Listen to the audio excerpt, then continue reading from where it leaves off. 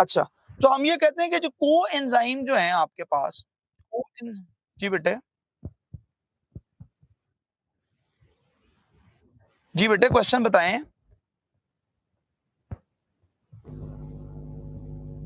जी बेटा, चलें। अच्छा, हम लोग ये बात पढ़ते हैं कि भाई ये वाक़ई विटामिन के डेरिवेटिव्स हैं और हमने कहा कि जी कोएंजाइम्स जो होते हैं, they are vitamin derivatives. So vitamin derivatives, ये विटामिन डेरिवेटिव्स होते हैं और ये लूज़ली अटैच करते हैं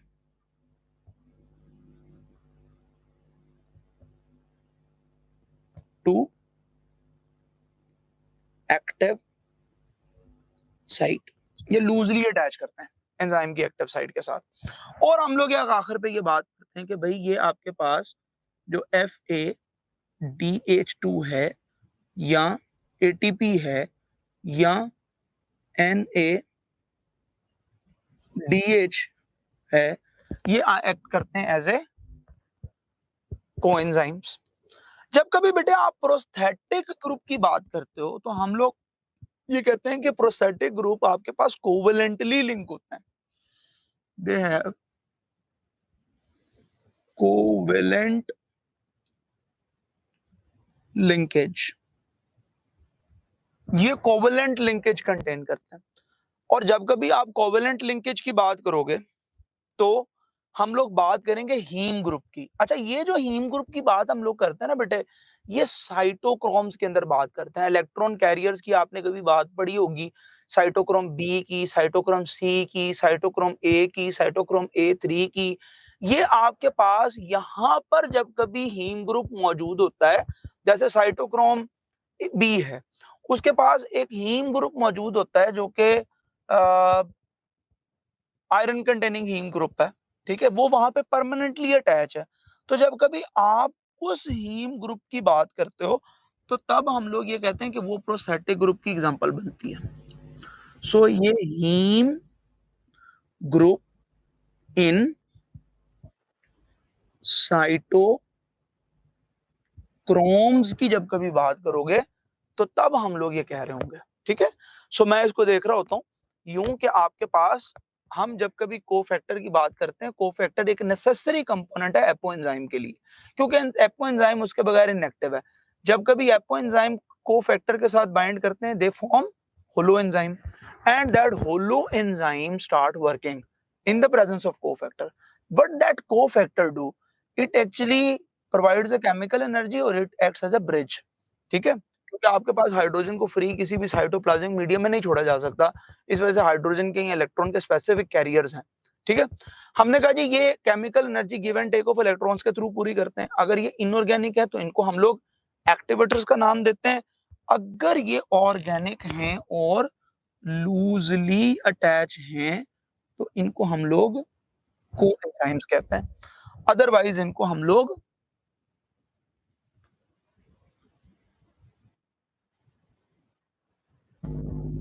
प्रोस्थेटिक ग्रुप कहते हैं, राइट?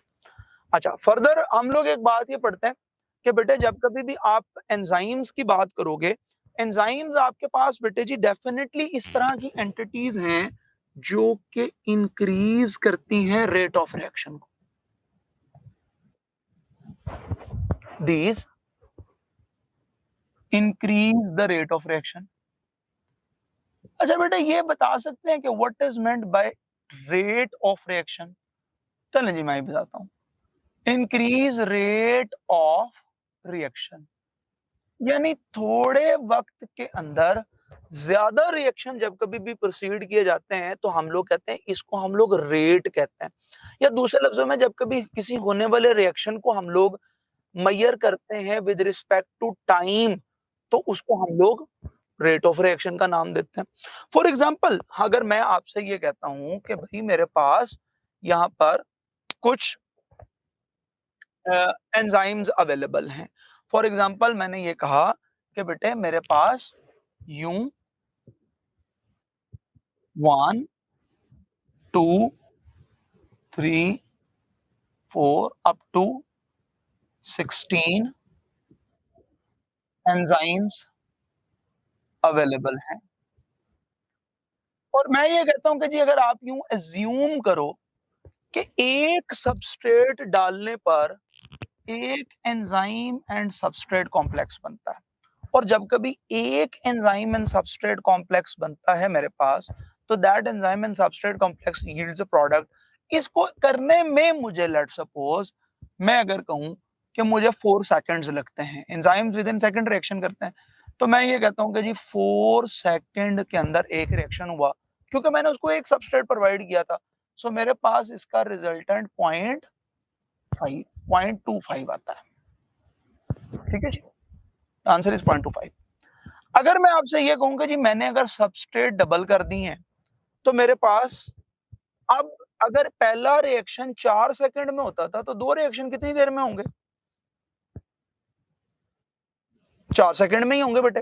बड़ी सीधी सी बात है। ये तो वो आप समझने के जो बचपन में आप कभी पहेली क्यों किया करते थे कि आपके पास एक रुमाल 5 मिनट में ड्राई होता है, तो 10 रुमाल कितने मिनट में ड्राई होंगे? भाई वो सारे के सारे 5 मिनट में ड्राई होंगे, क्योंकि सारों को आप इंतजार करके एक-एक करके तो नहीं हैंग करोगे।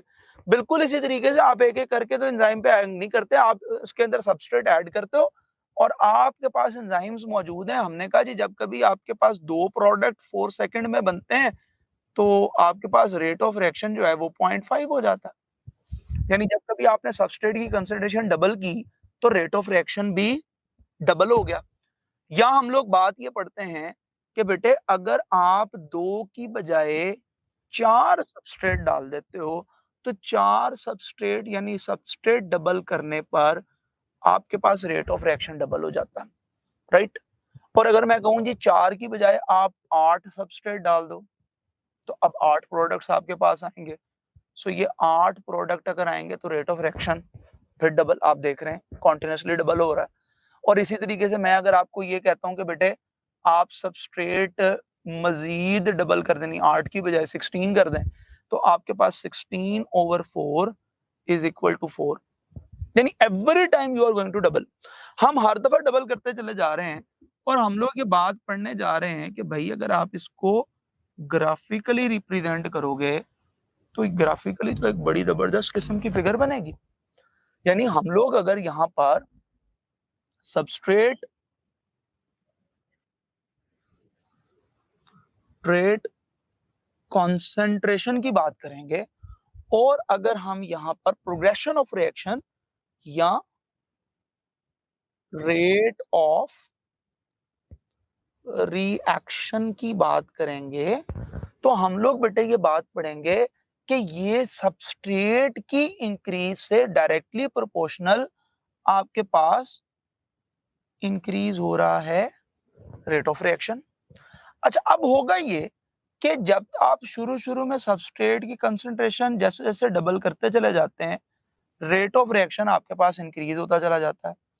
लेकिन ये वाली जो कर्व है, ये कर्व आपको या ये इंक्रीज जो है, वो एक खास लेवल तक आता है। यानी इस वक़्त आपके पास 16 प्रोडक्ट लेट्स सपोज आते हैं और मैं आपसे ये कहता हूँ कि भई ये मैक्सिमम प्रोडक्ट आपके पास आपका सिस्टम दे सकता है, क्योंकि आपके पास 16 एंजाइम है। अगर फर्ज करें मैं इसमें मजीद सबस्ट्रेट डालता हूँ, यानी यहाँ तक अगर मैंने 16 सबस्ट्रेट इसके अंदर ऐड किए थे, तो यहाँ तक 16 सबस्ट्रेट के मुकाबले में अगर मैं मजीद सबस्ट्रेट ऐड करता हूँ, तो मेरे पास बेटे इतने टाइम में 16 से ज्यादा प्रोडक्ट्स अटेन नहीं हो सकते। क्यों? मेरे पास जनाब मुमकिन ही नहीं है कि इससे ज्यादा हो, क्योंकि मेरे पास एंजाइम उतने हैं। ठीक है? तो जब एंजाइम आपके पास एक मैक्सिमम सैचुरेशन पे पहुंच जाता है और आपकी एंजाइम की सारी एक्टिव साइट फिल हो जाती हैं, तो हम लोग ये कहते हैं कि भाई this is termed as saturation point. Saturation point. या आपके पास एंजाइम अपनी मैक्सिमम यील्ड आपको देना शुरू कर गया है, तो ये आपके पास है वी मैक्स, या वी मैक्स के ऊपर मौजूद है। ठीक है?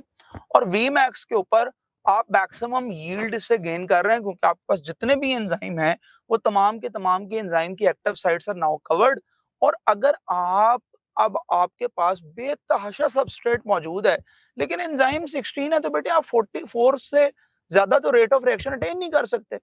अगर आप यहाँ पर 4 से ज्यादा रेट ऑफ रिएक्शन अटेन करना चाहते हो, तो definitely you have to increase enzymes over that. ठीक है, यानी अगर आप वी मैक्स से भी ऊपर जाना चाहते हो, तो ठीक है भाई, आप एंजाइम और ऐड कर दें। यानी हम लोग ये बात पढ़ते हैं कि भाई अगर आपके पास यहाँ पर हजारों सबस्ट्रेट मौजूद हैं और 16 सिर्फ एंजाइम है, तो आप तो 16 प्रोडक्ट गेन करोगे। लेकिन अगर मैं इसके अंदर मजीद एंजाइम ऐड कर देता हूँ, तो फिर आपके पास ये रेट ऑफ रिएक्शन मजीद बढ़ना शुरू हो जाएगा। तो ये सिंपल सी बात है। अच्छा, फिर हम अगली बात क्या करते हैं, हम लोग ये बात पढ़ते हैं कि भाई एंजाइम आपके पास जब कभी भी रिएक्शन करते हैं, तो एंजाइम के दरमियान में एक ट्रांजिशन स्टेट आता है। What is that transition state in enzyme? Enzyme के अंदर इस ट्रांजिशन स्टेट को क्या कहते हैं? Is transition state. What is that transition state? उसने कहा जी बात हम यूं करते हैं कि आप जब कभी ट्रांजिशन स्टेट की बात करते हो, तो ये बड़ी सीधी सी बात है कि जब कभी एंजाइम और सबस्ट्रेट कंबाइन करते हैं, तो आपके पास ये बना एंजाइम एंड सबस्ट्रेट कॉम्प्लेक्स। अच्छा, आपके पास सारे के सारे enzyme and substrate complex product में कन्वर्ट नहीं होते। हम इसको ऑन नेचुरल ग्राउंड ये बात करते हैं कि तमाम के तमाम एंजाइम और सबस्ट्रेट कॉम्प्लेक्स प्रोडक्ट में कन्वर्ट नहीं होते हैं। मुमकिन है कुछ वापस एंजाइम और सबस्ट्रेट में टूट जाएं, और मुमकिन है कि आपके पास कुछ एंजाइम और सबस्ट्रेट कॉम्प्लेक्स फर्दर आपको एंजाइम्स और प्रोडक्ट देना शुरू हो जाए। और हम लोग ये बात पढ़ते हैं कि एंजाइम एक ऐसी एंटिटी है जो किसी एक रिएक्शन के कंप्लीशन के ऊपर दोबारा से अवेलेबल होती है। सो हम लोग ये बात पढ़ सकते हैं कि enzyme can be used again and again. Enzyme ऐसी एंटिटी होती है that can be used again. Enzyme आपके पास कंज्यूम नहीं होते हैं। हाँ, अलबत्ता अगर एंजाइम अपनी जगह चेंज कर लेते हैं, तो एंजाइम वहां पे कंज्यूम हो सकते हैं। मोर ओवर हम ये बात पढ़ते हैं कि तमाम एंजाइम की एफिनिटी अपने सबस्ट्रेट के साथ सेम नहीं होती है। कुछ एंजाइम आपके पास ऐसे हैं जिनकी सबस्ट्रेट से एफिनिटी बहुत ज्यादा है। अगर एंजाइम और सबस्ट्रेट की एफिनिटी बेटे बहुत ज्यादा है, तो फिर आपके पास मैक्सिमम एंजाइम सबस्ट्रेट से बाइंड करके प्रोडक्ट बनाएंगे। लेकिन अगर एंजाइम की सबस्ट्रेट के साथ अफिनिटी ज्यादा नहीं है, या वो अपनी बाइंडिंग साइड के साथ इतनी कोहेरेंस नहीं रखते हैं, या मीडियम इतना सूटेबल नहीं है, तो फिर आपके पास बहुत से तो एंजाइम सबस्ट्रेट के साथ बाइंड ही नहीं करेंगे, और बहुत से सबस्ट्रेट कॉम्प्लेक्स नहीं बनेंगे, और बहुत से बनने वाले कॉम्प्लेक्स आइडियली वो एंजाइम और प्रोडक्ट के अंदर कन्वर्ट नहीं होंगे। तो enzyme and substrate transition state के ऊपर होता है, जिसमें वो डिसाइड करता है कि उसने कितने प्रोडक्ट में जाना है, और क्या कंडीशंस उसके साथ कोहेरेंस है, जो कंडीशन का सॉरी उसके साथ कोहेरेंस है, जो उसको रिएक्शन करने में हेल्प करता है। जैसे हम लोग ये बात पढ़ते हैं कि एंजाइम आर वेरी स्पेसिफिक और very sensitive to change in temperature, right?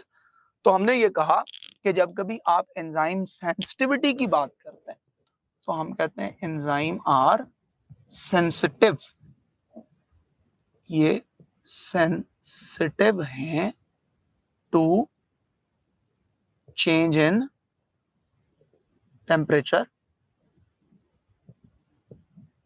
ये टेम्परेचर चेंज के सेंसिटिव है। हम लोग ये बात पढ़ते हैं कि जनाब जब कभी आप एंजाइम के टेम्परेचर सेंसिटिविटी की बात करते हो, तो टेम्परेचर सेंसिटिविटी का मतलब ये है कि एंजाइम आपके पास आइडियली, लेट्स सपोज हमारी बॉडी में 37 डिग्री सेल्सियस पे आइडियल काम करता है। अगर 37 डिग्री सेल्सियस पे आइडियल काम करते हैं, तो भाई 37 से जितना टेम्परेचर कम होगा, एंजाइम उस पर उतने ज्यादा इनएक्टिव होंगे। और जब जितना टेम्परेचर 37 से ज्यादा होगा उतने एंजाइम डी नेचर होंगे, उतने एंजाइम आपके डी नेचर होंगे। सो हम लोग ये बात पढ़ते हैं कि भाई आप एंजाइम को की इनएक्टिविटी और डीनेचरेशन के ऊपर अगर बात करें तो उसने कहा जी 0 डिग्री सेल्सियस के ऊपर एंजाइम लेट सपोज एक एक्स एक्टिविटी देता है, तो आप ये देखोगे कि 10 डिग्री सेल्सियस के ऊपर एंजाइम की एक्टिविटी डबल हो जाती है, यानी एंजाइम 2x हो जाता, राइट। और अगर यही मैं 10 डिग्री सेल्सियस मजीद इंक्रीज करता हूं तो बेटे 20 डिग्री सेल्सियस पर ये डबल हो जाएगा, यानी ये 4x एक्टिविटी पे चला जाएगा। और इसी तरीके से अगर मैं 20 से 30 पे मूव करता हूं तो 30 डिग्री सेल्सियस पर ये एक्टिविटी 8x हो जाएगी, यानी every 10 degree Celsius increase in temperature पर एंजाइम की एक्टिविटी डबल हो रही होगी। और ये अपनी मैक्सिमम यील्ड आपको 37 पर प्रोवाइड करेगा, मैक्सिमम यील्ड आपको 37 पे प्रोवाइड करेगा। यानी शुरू में आपके पास एंजाइम की एक्टिविटी कम है, उसके बाद ये एक्टिविटी इनहांस कर रही है, मजीद इनहांस करती है, और इस तरह से हम ये बात पढ़ते हैं कि एंजाइम अपनी पीक पे जाते हैं और बाद में ये डी नेचर होना शुरू हो जाता है। उसकी रीजन असल में ये है कि जब टेम्परेचर का चेंज है, वो टेम्परेचर का चेंज आपके पास किसी भी एंजाइम की एक्ट की ग्लोबुलर चेन को डिस्टर्ब करता है। और आप टेम्परेचर के इंक्रीज से, उसने कहा जी अगर टेम्परेचर डिक्रीज होता है, टेम्परेचर अगर होता है, it actually do not effect globular structure of enzyme.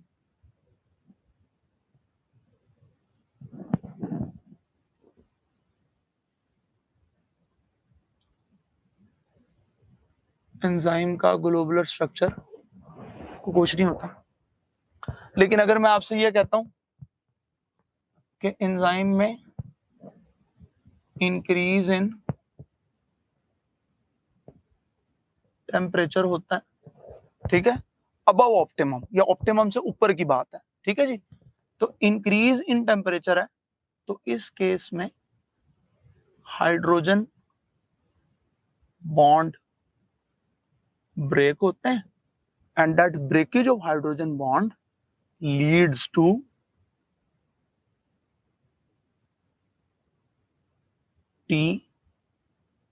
Denaturation और डिस्ट्रप्शन ऑफ टर्शरी स्ट्रक्चर। तो दिस इज हाउ हम ये कहते हैं कि एंजाइम हाई टेम्परेचर के ऊपर डीनेचर होना शुरू हो जाते हैं। मोरओवर हम लोग बेटे की बात देखते हैं कि एंजाइम आपके पास ना सिर्फ टेम्परेचर से सेंसिटिव होते हैं, बल्कि enzymes are too much sensitive to the change in pH.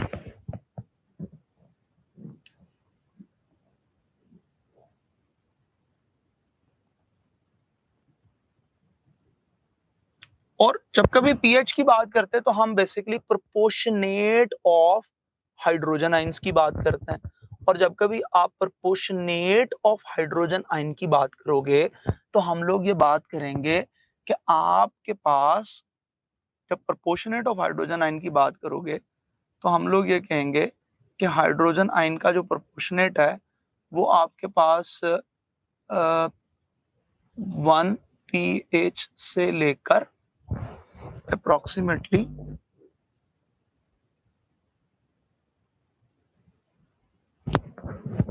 कोई 14 pH के अराउंड है। और हम कहते हैं एंजाइम इस वाइड रेंज के ऊपर काम करते हैं। जब कभी स्लाइड चेंज होता है तो enzyme slide change in pH के ऊपर इसकी एक्टिव साइड की आयोनाइजेशन होती है। और जब कभी मेजर चेंज होता है तो चेंज इन पीएच के केस में आयनिक बॉन्ड डिस्टर्ब होते हैं, जिसकी वजह से ये भी डीनेचर हो जाते हैं। मिसाल के तौर पर अगर मैं आपसे ये कहता हूं कि pH2 है, तो pH2 के ऊपर पेप्सिन काम करता है, राइट? या pH 4.5 पर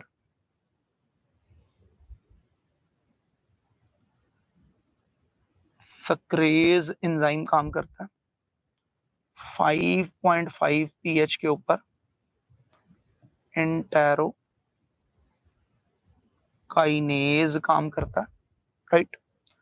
6.8 pH पर आपका सलाइवरी एमाइलेज काम करता है, राइट? आपकी 7.6 pH पर कैटा लेज एंजाइम काम करता है। यहाँ बेटे 7 to 8 pH पर हम ये बात पढ़ते हैं कि काइमो ट्रिप्सिन काम करते हैं। या बेटे आपके पास अगर pH 9 हो तो लाइपेज हैं, खासतौर पे जो पेनक्रियाज के लाइपेजेस हैं, 9.7 pH के ऊपर आर्जिनेज जो यूरिया साइकिल का एंजाइम है वो काम करता। तो this is how we can say that कि pH is also very much effective. pH भी बहुत ज्यादा इफेक्ट करती है, और हमने ये बात पढ़ ली कि pH की इफेक्टिविटी को भी जब देखेंगे तो स्लाइट चेंज की जब कभी बात करेंगे, it leads to ionisation of active site और द सबस्ट्रेट समटाइम। और जब कभी आप मेजर चेंज की बात करते हैं तो इट लीड्स टू डीनेचरेशन। ये डीनेचरेशन पे जाता है, और इसमें डीनेचरेशन में एक्सक्लूसिवली आयनिक बॉन्ड इफेक्ट करता है। इसमें सबसे इंपॉर्टेंट बात जब कभी हम करते हैं तो हम बेटे बात पढ़ रहे होते हैं एक्टिवेशन एनर्जी की। एंजाइम से एसोसिएटेड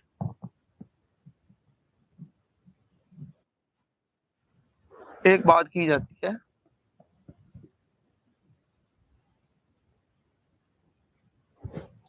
जी बेटे,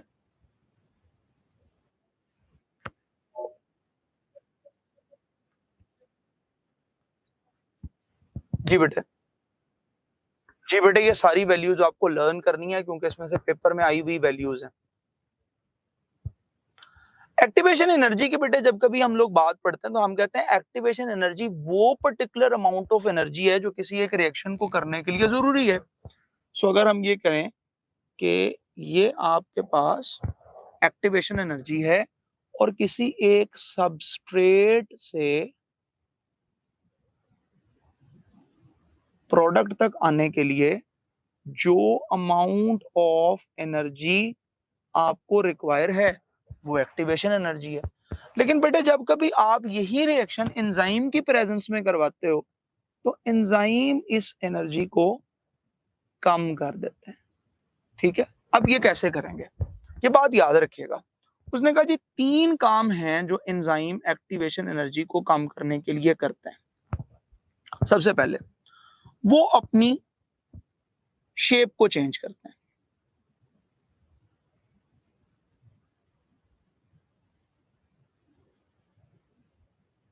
और आपको पता है कि according to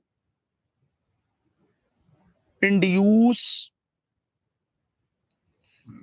fit model enzyme definitely अपनी शेप को चेंज करता है, ठीक है, ताकि वो रिएक्शन को प्रोसीड कर सके। यहां हम लोग बेटे बात ये पढ़ते हैं कि एंजाइम जब कभी एक्टिवेटर्स को बाइंड करता है तो चार्ज चेंज करता है। तो चेंज इन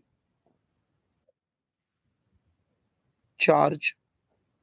यहां बेटे हम ये बात पढ़ते हैं कि एंजाइम प्रॉपर ओरिएंटेशन में रिएक्शन करते हैं। अब प्रॉपर ओरिएंटेशन का क्या मतलब है? फॉर एग्जांपल मैं आपसे ये कहता हूं कि बेटे आपके पास ये सी डबल बॉन्ड ओ और एच है। फर्ज करें ये इथीन का एक मॉलिक्यूल है। जब कभी आप इसको फिजिकल सिस्टम में रिएक्शन प्रोसीड करवाएंगे तो आप ये देखेंगे कि ये एनर्जी यहाँ पर यहाँ पर यहाँ पर यहाँ पर बेतहाशा फजूल जगहों पर एनर्जी जाया हो रही होगी, लेकिन हमारे लिए काम की एनर्जी वो है जो पाई बॉन्ड के ऊपर लगे और ये ब्रेक हो जाए। अब एंजाइम क्या करते हैं, वो ऐसी स्पेसिफिक साइड कंटेन करते हैं कि वो जाके बाइंड ही इधर करेंगे। जब वो बाइंड ही इधर करेंगे तो आपके पास यहीं पर बाइंड होंगे, यहीं पर ये एक्टिविटी परफॉर्म करेंगे और ये इसको तोड़ देंगे। अच्छा, हम लोग ये कहते हैं कि एंजाइम प्रॉपर ओरिएंटेशन के ऊपर काम करता है। इस वजह से एंजाइम आपके पास एक्टिवेशन एनर्जी को कम करता है, राइट? बस